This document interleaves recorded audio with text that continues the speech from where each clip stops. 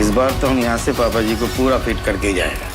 बंगाली मेरे नाल गेम न खेलियो है।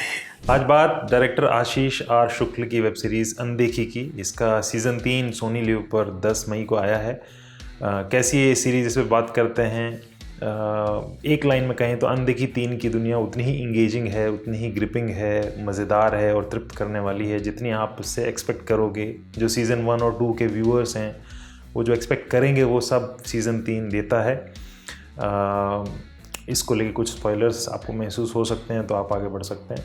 एक मस्ट वॉच आप देखें। तो ये मनाली हिमाचल में सेट एक क्राइम थ्रिलर है। एक पावरफुल कारोबारी और ड्रग लॉर्ड है सुरिंदर सिंह अटवाल, जिसको पापा जी के नाम से जाना जाता है। बंगाल से इन्वेस्टिगेट करने आए डीएसपी घोष का जो कैरेक्टर है, जिसको दिव्येंदु भट्टाचार्य ने प्ले किया, वो उसको मिस्टर पापा जी तक कहते हैं, जो कि एक बड़ा फ़नी एक्सपेरिमेंट है मेकर्स की तरफ से। सुरिंदर सिंह अटवाल एक निकृष्ट आदमी है, पशुवत नशेड़ी है, वाचाल आदमी है, अस्थिर दिमाग वाला है, बहुत रेयर विलन है जो इंडियन स्टोरी टेलिंग सीन में उभरा है। सीज़न 1 में कहानी यूँ शुरू हुई थी कि अटवाल के बेटे दमन, जिसको अंकुर राठी ने प्ले किया था, उसकी शादी होती है तेजी नाम की लड़की से। तेजी को आंचल सिंह ने प्ले किया था। रात को सेलिब्रेशन चल रहा होता है, स्टेज पे 2 डांसर्स नाच रही होती है और शराब के नशे में धुत अटवाल एक लड़की के सिर में गोली मार देता है। और ये जो गोली मारने वाला विजुअल है ये कैमरे में कैप्चर हो जाता है, और ये साथ ही दर्शकों के आंखों में भी ऐसे कैप्चर होता है, दिमाग में ऐसे दर्ज होता है कि हर दर्शक को बहुत हिट करता है। ऐसा हिट करता है कि तीसरे सीज़न तक आते आते भी हिट करता है, जबकि उस क्लिप को तीसरे सीज़न तक न जाने कितनी ही बार दिखाया जा चुका है। लेकिन जैसे इस मर्डर के बाद जो चीज़ इस कहानी में होती है वो अनदेखी को एक अनएक्सपेक्टेड तरीके से रिलीज करने वाली सीरीज़ बनाती है। इसके बाद ये होता है कि पापा जी को उस डांसर को मारने का कण भर भी पछतावा नहीं होता है। वो इम्प्यूनिटी के साथ पसरा रहता है अपने घर में, शराब पीता रहता है, गालियाँ बकता रहता है, और अंत तक वो ऐसा रहता है, अंत तक यानी सीज़न 3 के अंत तक।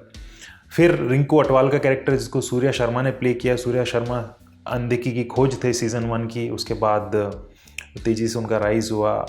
रिंकू अटवाल का जो पात्र है वो बड़ा दानवाकार सा लगने वाला 6-7 फीट का आदमी है। भलाल देव से बढ़ने वाला जो सांड था बाहुबली में, कुछ वैसा सा है उसका पर्सोना, ऐसा है। और उसकी गोलियों जैसी तीखी तीखी डरावनी आंखें हैं और बड़ा सिंगल शेड वाला पर्सोना है, और वो तीसरे सीज़न तक कंसिस्टेंट रहता है। अब वो पापा जी का भतीजा है या मुंह वाला बेटा है या न जाने क्या है, लेकिन जो भी है रिंकू के होते पापा जी को कुछ नहीं हो सकता है। और ये बात डीसीपी घोष भी अगले तीनों सीज़न तक करीब 28 एपिसोड्स में बार बार रियलाइज़ करते रहते हैं कि रिंकू के होते हुए उनके लिए बड़ा मुश्किल है मर्डर के इस केस को उसके फाइनल कंक्लूजन तक पहुंचा जाना। इस कहानी में कई लोग आते हैं और एक एक करके मरते जाते हैं, लेकिन पापा जी को कुछ नहीं होता है। डीएसपी घोष जो एक ठंडे दिमाग वाला, नरम मिजाज वाला, स्मार्ट जेंटल पुलिस अधिकारी है, उसको दिव्येंदु भट्टाचार्य बेहद मनमोहक पात्र में तब्दील कर देते हैं। उनको देखते रहने का मन करता है। वो रॉकी बेल्बोवा की तरह हैं, जो इसलिए अपने विरोधी से ग्रेट है और जीतता है क्योंकि वो बिना थके उतने पंच खा सकता है जितना सामने वाला मार कर थक जाएगा। तीसरे सीज़न में एक जगह जब घोष फिर हार जाते हैं और कुटिल चालें चलने वाले शैतान जीत जाते हैं, तो वो अपनी टीम की मायूस दुखी ऑफिसर राशि, जिसको लवीना टंडन ने प्ले किया है, उसको कहते भी हैं कि वो बॉक्सिंग वाली एक मूवी है ना रॉकी, उसमें एक डायलॉग होता है, it's not over until it is over. और उसके साथ वो उसका हौसला बढ़ाते हैं और अपनी जंग में वो आगे भी एफर्ट करना जारी रखते हैं। सीज़न 3 में भी वो कशिश ये सीरीज़ पूरी कामयाबी से कायम रखती है, बरकरार रखती है, जिसके लिए अनदेखी को जाना जाता है। और अंत तक आते आते एक बड़ा मोड़ इस कहानी में आता है जो निर्णायक मोड़ होता है।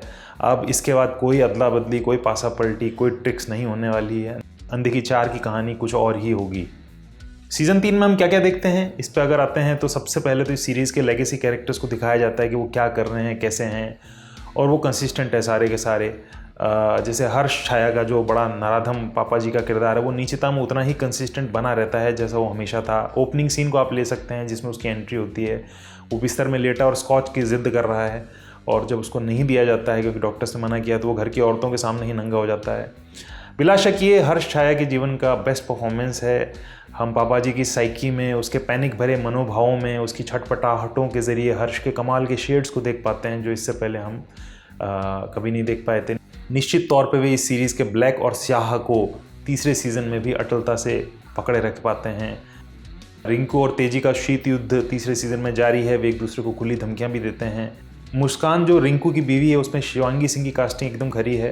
वो एकदम कच्ची मूरत सी लगती हैं, कोई पॉलिश्ड ट्रेंड एक्टर जैसी नहीं लगती है, वो नॉन एक्टर टाइप लगती हैं और उनको देख के लगता है कि ये रिंकू के लिए यही लड़की हो सकती थी। और रिंकू जैसी ही ऊर्जा मुस्कान के कैरेक्टर में है, एकदम पशुवत, अपने प्रेमी को कंट्रोल सा कर लेने वाली, जिसे वो किसी भी सूरत में डांट नहीं सकता है। उसको देख के उसके सारे गार्ड्स डाउन हो जाते हैं। वो रिंकू के जैसी ही हो चुकी है सीज़न 3 में। वो एक जगह बहन की गाली भी देती है, एक सीन में तो कहती है कि एक दिन उस तेजी को तो मैंने गोली मार देनी है, और उसके चेहरे पे शिकन भी नहीं आती गोली मारने की बात पे। फिर रिंकू उसको चुप कराता है।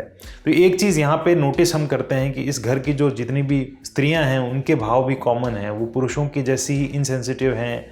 गालियों के बीच, अभद्रताओं के बीच में, मर्डर्स के बीच में उन्हें कोई रत्ती भर फ़र्क नहीं पड़ता है, उन्हें शिकन तक नहीं पड़ती है। न जाने वो किस माटी की बनी है। फिरंगी कलेवर वाला दमन जो पापा जी का बेटा है, अंकुर राठी जिसने प्ले किया है, वो बदल चुका है, उसका सतहीपन जा चुका है, दाढ़ी बढ़ चुकी है। अब उसको खुश कर पाना, उसको चहका पाना बड़ा मुश्किल है। पहले वो छोटी छोटी भौतिक चीज़ों पे खुश हो जाता था, लेकिन अब वो बिल्कुल बदल गया है।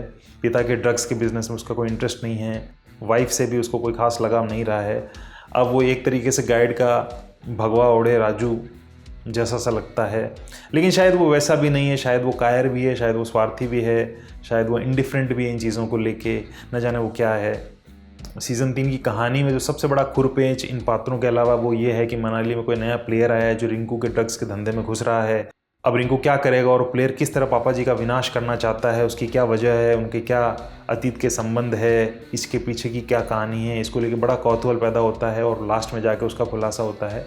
इस संदर्भ में जय बंसल और सुमित बिश्नोई के बोलचाल की भाषा वाले संवाद आते हैं, जहाँ लकी एक सीन में कहता है रिंकू से कि पाजी वो गल सही निकली, हमारे धंधे में कोई घुस आया है, ये सस्ती गोलियाँ वो बांट रहा है, मतलब ड्रग्स की गोलियाँ। इस पर रिंकू उसको एक बात बोलता है जो एक बोलचाल का सक्सेसफुल डायलॉग प्रूव होता है कि हमारे धंधे में सस्ती सिर्फ एक चीज़ होती है, वो है बंदे की जान, तुम बस उसका नाम बता।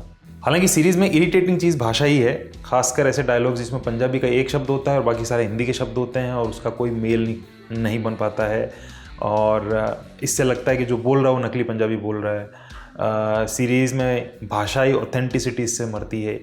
एक और चीज़ अखरती है, ज़्यादा चीज़ें नहीं अखरती है, ये वो सपोजिशन है कि तेजी किसी भी खिड़की के बाहर जाके खड़ी हो जाएगी, पर्दा हटा होगा, अंदर लोग बात कर रहे होंगे, वो सब सुन रही होगी और सामने कुर्सी में बैठा व्यक्ति खिड़की से बाहर देख नहीं पा रहा कि कौन उनकी जासूसी कर रहा है। ये बड़ी महंगी सपोजिशन है जिसका बोझ दर्शक पे डाला गया है, और 70s और 80s के दशक में भी फिल्मों में खूब इसको खर्चा जाता था कि दर्शक को मानना ही पड़ता था कि ऐसा हो रहा है। फिल्म स्मार्टली आपको ये नहीं बता पा रही होती थी। ये आज के टाइम में वर्क नहीं करती है। तेजी बगैर किसी डर के, एफर्ट के, फिजिकल बेचैनी के रिंकू के पहरेदारों के बीच में से आराम से घूमती रहती है, उसकी चीज़ों के बारे में पता लगाती रहती थी। ये भी चीज़ वर्क नहीं करती है। डीओपी मर्जी पकड़ी वाला का कैमरा मनाली और हिमाचल की वादियों को, उनकी घाटियों को, पहाड़ों को बहुत सुंदर तरीके से कैप्चर करता है। विंघम उनका इस्तेमाल करता है। सिनेमाटोग्राफी और सौरभ प्रभुदेसाई की एडिटिंग है, वो कहीं कहीं कुछ अच्छा एक्सपेरिमेंट भी निकालती हैं। बाकी एक natural, practical, sufficient camera work, sufficient editing मात्र ही दिखती है। जहाँ जहाँ एक्सपेरिमेंट दिखता है उसमें अगर बात करनी हो दृश्यों की तो एक सीन आप ज़रूर देखें जिसमें राजवीर मल्होत्रा की एंट्री होती है, यानी वरुण वरुला ने जिसको प्ले किया है। बड़ी भारी एंट्री होती है, कैरेक्टर भी बड़ा भारी कैरेक्टर है। ये इस सीरीज़ में एक जान लेके आता है, पापा जी के वर्क खड़ा रहता है, उसकी बड़ी भारी एंट्री होती है एपिसोड 1 के अंत में। जब कोलकाता में शराब की गिलास में डूबे बंगाली गाने सुनते डीएसपी घोष और मनाली के हेवान अटवाल यानी पापा जी के फ़ोन पे एक वीडियो आता है, सनसनीखेज वीडियो आता है और फ्रेम में उभरता है एक मिस्टीरियस कैरेक्टर।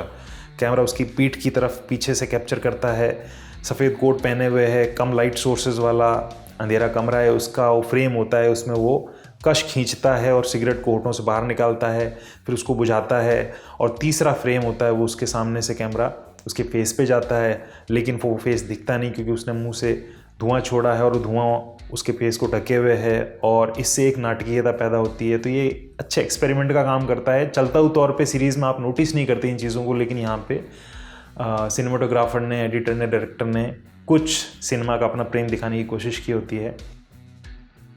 उसका चेहरा जब दिख जाता है उसके बाद क्रेडिट्स रोल होते हैं।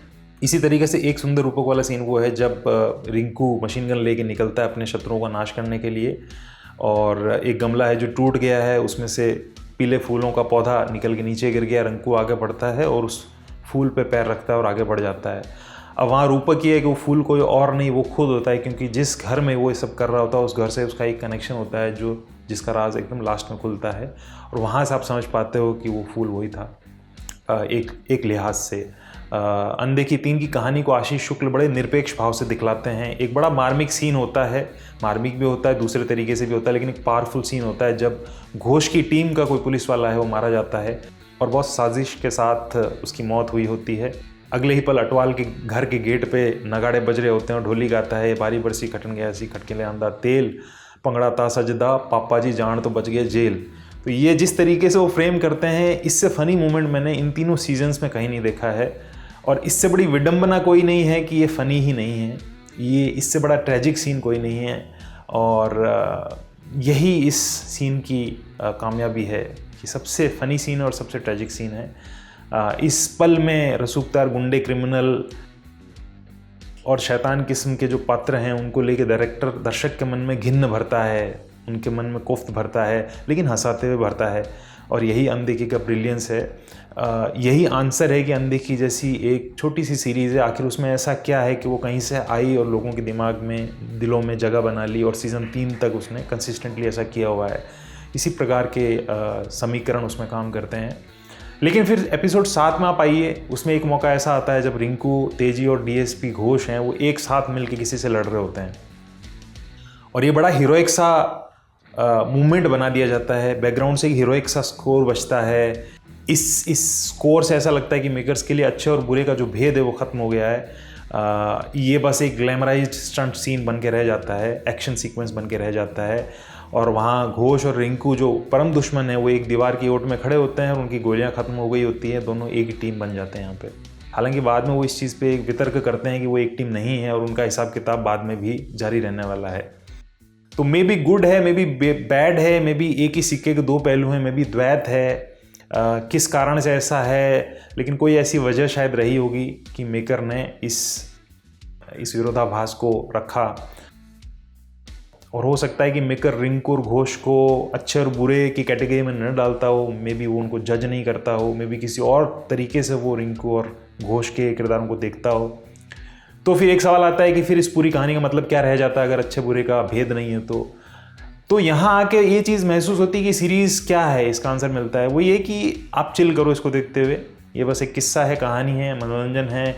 चोर पुलिस का जो एक खेल और नाटक हम बचपन से पसंद करते आए कि कुछ बन जाता है और कुछ होता है, और हमको मैसेजिंग शायद सबसे लास्ट में कहीं कुछ मिलती है। मैसेजिंग से पहले का जो सब कुछ होता है वो एंटरटेनमेंट ही ये सीरीज़ है।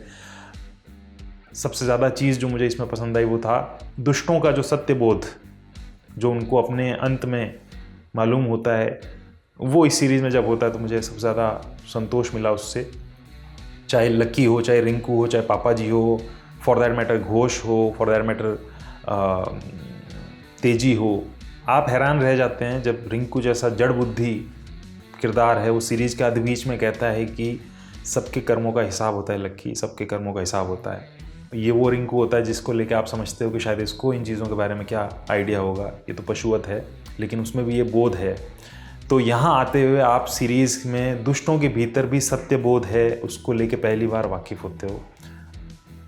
तो ये है अनदेखी 3, एक मस्ट वॉच सीरीज़ है। इसने मिरेक्युलसली अपना पाश हर सीज़न में बनाए रखा है। आप स्वयं इसको देखें और अपनी राय बनाएं। शुक्रिया।